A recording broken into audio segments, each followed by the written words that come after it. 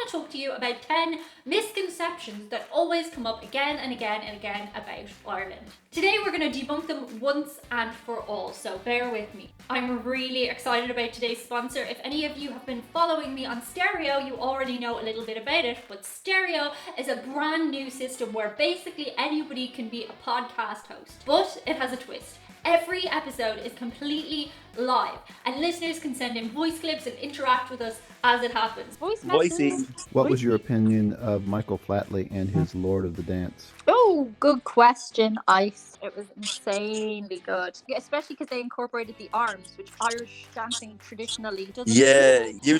usually your arms have to stay dead at your side. Yeah, and it was sexy. And nobody had ever thought of Irish dancing as being sexy. What's especially cool about Stereo is it's not just about content creators. You can join the app and you can do a podcast. You can set it up to talk to one of your friends, or the app will pick you a completely random person, which I've tried a couple of times and is very fun. What I think is really cool about it is the fact that it lets you connect with other human beings, which is a scarcity right now in the world that we live in. Your podcast can be about anything: comedy, news, relationships. Maybe you want to talk politics. We don't do it here, but maybe you want to do it on this platform. Paul and I will be hosting a brand new episode this Sunday Funday at 3 p.m. Irish time. Oh god, thank you, Stereo. Another thing to do in the comfort of my home. Is anybody else feeling very locked down right now? Thank you, Stereo, for supporting this channel. Hopefully there'll be a lot more from me over there, so follow me still at Diana Drama like it is on all my socials. Okay, the first myth everybody believes about Ireland is that we all have red hair and freckles.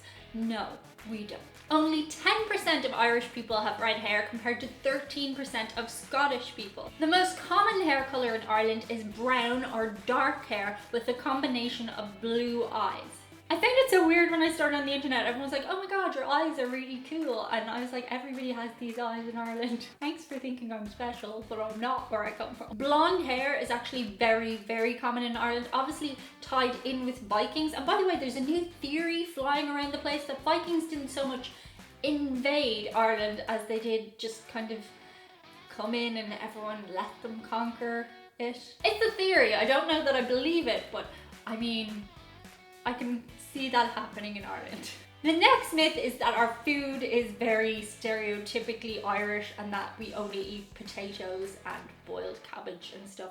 We do eat a lot of potatoes, admittedly. We love our potatoes, but the boiled cabbage and roast beef thing is actually an American creation. I've never in my life had corned beef, but I have seen people do bacon and cabbage in Ireland. That's a much more common thing that happens. Coddle is not a thing that people have in Ireland a lot. You'll find more people having hamburgers and fries than you will find them having things like coddle. We actually invented our own buffalo mozzarella, so that's kind of interesting, but you're more likely to get Italian food, Chinese food, Mexican food, all that stuff is available in Ireland. We eat that a lot more than we eat traditional Irish food. The next myth is that Ireland looks like this.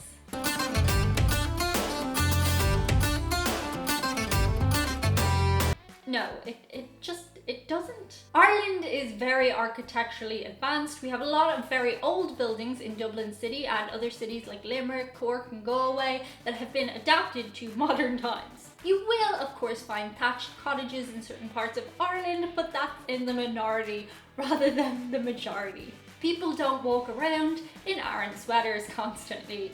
Oh, well, I know this is a big jumper, but it's not an Aran sweater. The next myth is that Ireland is very old-fashioned. No. Ireland is very technologically advanced, and there are a couple of reasons for this. A lot of big multinational companies come into Ireland because they get very, very good tax breaks to do so. And when they're there, they obviously improve the infrastructure and the workings of things going on around them. Ireland is a very tiny country, so in turn it's able to adopt a lot of these advances to the whole island in a very reasonably short period of time. I mentioned before that one of our tiny islands is the most well-connected island in the world. When you're a tiny country, it's really easy to get everybody using the same modern stuff. The next one is that, oh, I hate even saying this, but a lot of people think it in the comments still. If you've been watching this channel for a while and you still think it, then I don't know what to tell you. People who think Ireland is part of the United Kingdom. Ireland is a republic. The Republic of Ireland.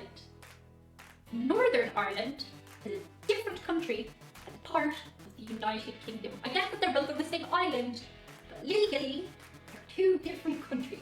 Some clarification needed here since Northern Ireland falls into this fuzzy no man's land territory. I'm going to read you an article. The United Kingdom is made up of 4 countries: Scotland, Wales, England, and Northern Ireland. However, these 4 countries are sometimes not recognised as true countries, as they do not have individual representatives in international organisations such as the United Nations. While England, Wales, and Scotland have been independent countries in the past, Northern Ireland has never been a sovereign country. No legal definition explicitly states whether Northern Ireland is a state, country, or province. Furthermore, the list of countries provided by international organisations for standardisation does not recognise Northern Ireland as a country. So, if you weren't confused before, you are now.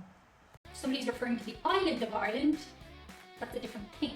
But Ireland is a republic. Okay, a lot of people already know this, but that brings me to my next point. A lot of people think because there's Northern Ireland and Ireland, there must be a hard border between the 2 places. There is not. You can drive right through the non-existent border from the Republic of Ireland to Northern Ireland and vice versa. No hassle. There's a little bit of a COVID situation going on at the moment, but there's no hard border there. It's a free travel system. There's no checkpoint and you don't have to show your passport.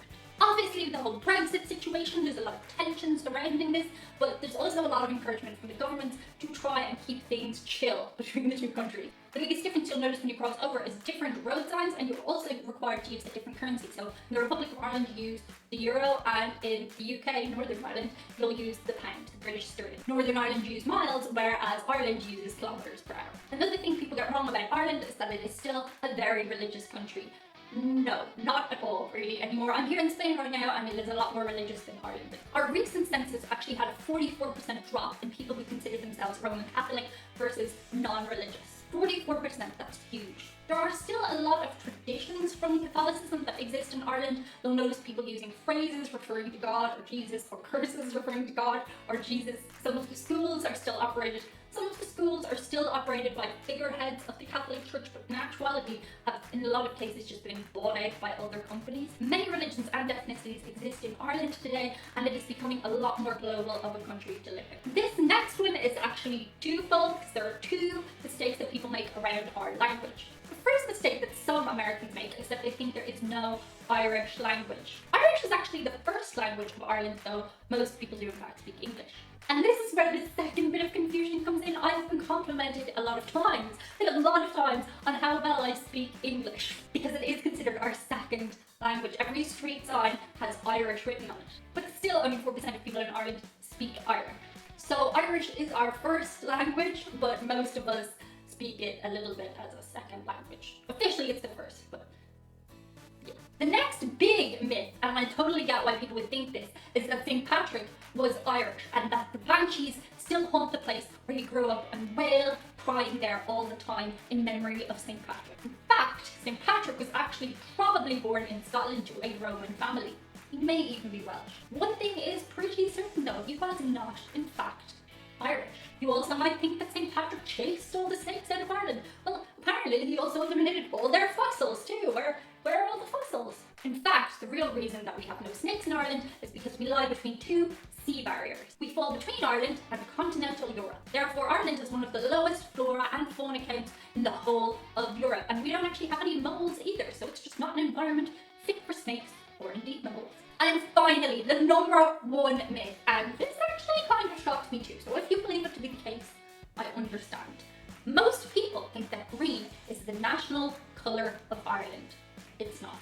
The official colour of Ireland is in fact blue. While green is now the usual national colour of Ireland, the official colour of Ireland remains to be blue. The reason for this is a lot of people count it to the British's subjugation of Ireland, but in fact it might be a little bit more complex than that. Other people believe that it's tied up with the association of Ireland and its mythology to the colour blue. Crest for the ancient kingdom of Meath showed the king on a blue background. Historically, the colour blue is said to have been demanded by Constance Markievicz as the colour for the Irish army as their official background. They were so adamant about this that huge demands were made on anyone that if they were pictured on anything but a blue background. Anyway, let me know below in comments if any of those shocked or surprised you. Don't forget you can join me and Paul for Sunday Fun Day at 3 PM Irish time on the Stereo app. That's it for today's video. Let me know below what you found to be strange or I've never heard before. I'm interested to know. Bye. Bye. Well, look at that for timing. What are we doing? So today, just ignored it. He's very, okay, now he's sitting down there. Well, today, Ireland is extremely technologically advanced, and the reason for this is it being such a small island. Woo woo! Woo woo! Come on, the mommy shuttle!